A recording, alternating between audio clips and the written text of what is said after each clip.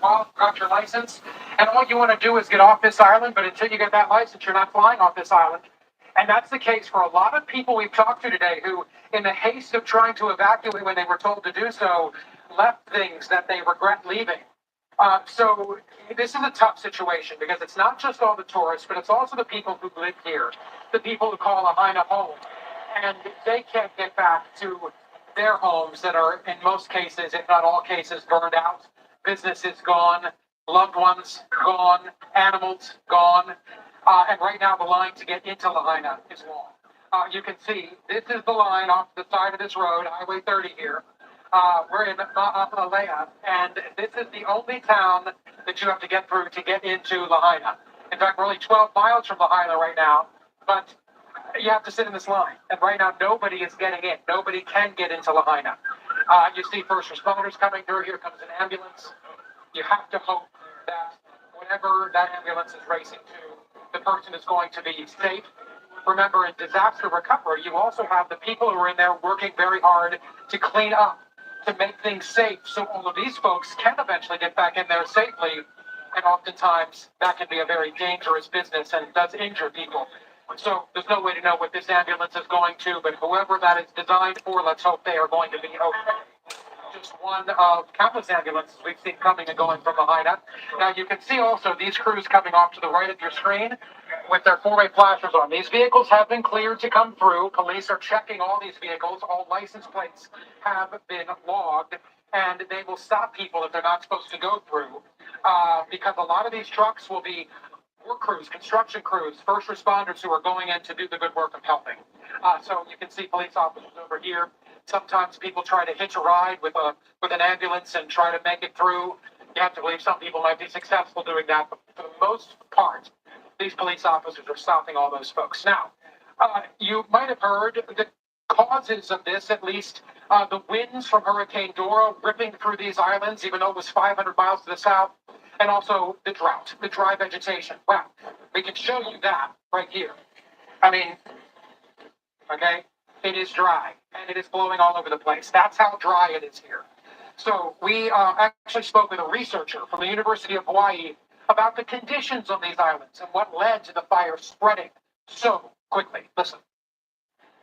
For the past several decades, as agriculture kind of declined across the state, these spaces fill in with tons, literally tons of fuel, and these grassy fuels are highly sensitive to quick drying out, and when really easy to ignite.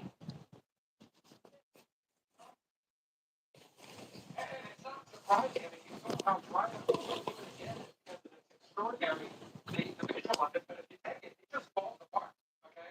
This is not grass that has moisture in it, and it's not just this hillside. Look up at this landscape right here. Does this look like a beautiful Pacific island to you? Looks like a desert to me, and that's because it is so dry. Now let's talk about some of the numbers as far as people who have been evacuating and need to evacuate. As many as 2,000 people have been holed up at the airport here in Maui, just trying to get out. We spoke with families last night as we were flying in. They're trying to get out. Some of them just arriving minutes, if not less than an hour before we got there. Some folks arrived to the airport last night, and their first opportunity to get off this island is likely this coming Friday or over the weekend. So they are living at the airport for days. And about 2,000 people are finding themselves in that same predicament right now. A shelter has been also set up in Honolulu, the island to the northwest of where we are right now. And that island will hopefully in the convention center be able to house about 4,000 people. But of course, they've got to get there. Flights have got to get them off this island, and flights to the other islands are even difficult to come by in some cases. So the challenges are great. The answer list is very short. People just want to know when they're going to be able to get back in, retrieve their things, check their properties. But like an Alex, as of this right now, let's look this other way, and you can see this is the checkpoint. This is it. This is what you've got to get through to get to Lahaina. And until you get beyond this, you don't go to Lahaina. And this is the case for, let's be honest, thousands of folks, hundreds of cars, thousands of people in those cars, and no one or anybody sitting in this line of fire. We've seen some channels there. Pressure pressure gradient. So that difference between pressures over a shorter distance was strong, and that leads to really gusty winds. We have winds exceeding 60, 70, even 80 miles an hour across the Hawaiian Islands. Here's a look at the latest conditions there. Kapalui, you've got some rain showers around. So we actually saw, as we looked off in the distance, you could see the smoke, but you could also see a little bit of rain activity, some cloud cover overhead. Also, Kauai getting a few showers. Winds are still on the gustier side. That's 23 miles an hour. We've heard that for sure on Justin's mic. Not nearly what we saw over the earlier part of the week. Parts of Oahu picking up winds nearly 80 miles an hour. Over that on the Big Island, and there on Maui, winds over 60 miles an hour. So those winds just fueled those flames as they worked over this otherwise beautiful, beloved town to a lot of people. And here's that Banyan Court there in Lahaina. There's the tree that a lot of people know. Of course, we've seen that harbor as well, where that man was trying to urge people to seek shelter, get out. And here's the after of that same area. You know, Mike, this is a place that a lot of people know. This doesn't ever look like this. Look how much smoke there is. The flames on the building. This is the same exact angle that we're looking at in the video. So this is looking northbound up Front Street. Businesses, shops, restaurants, ice cream parlors, you name it. Sidewalks on both sides can be jam-packed with people. Up here, where the flames were in that video, that is the Lahaina Pizza Company, Lahaina Gallery. They run fire behind that tree, and then the flames quickly overtook much of the city here, and all these businesses ended up going up in flames.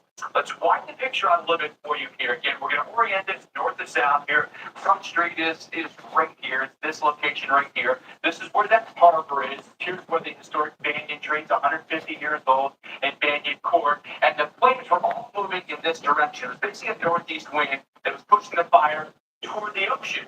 The only thing that stopped the fire was the actual ocean itself. There's nothing to burn here, so this is where the flames eventually extinguished.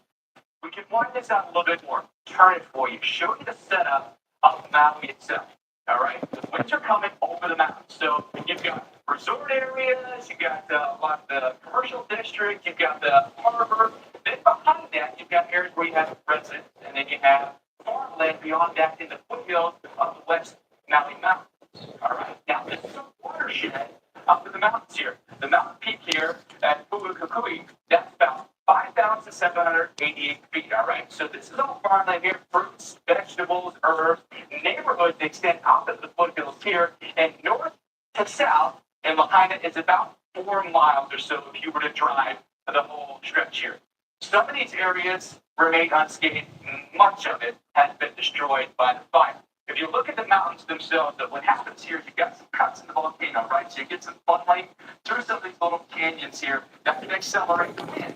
But also keep in mind, the wind is coming over those mountains and then downslope compressing, accelerating, which is force flames right across the town here. And so it truly was a perfect set of circumstances coming together with topography, drought, with winds, and you can see more distinctly here all the country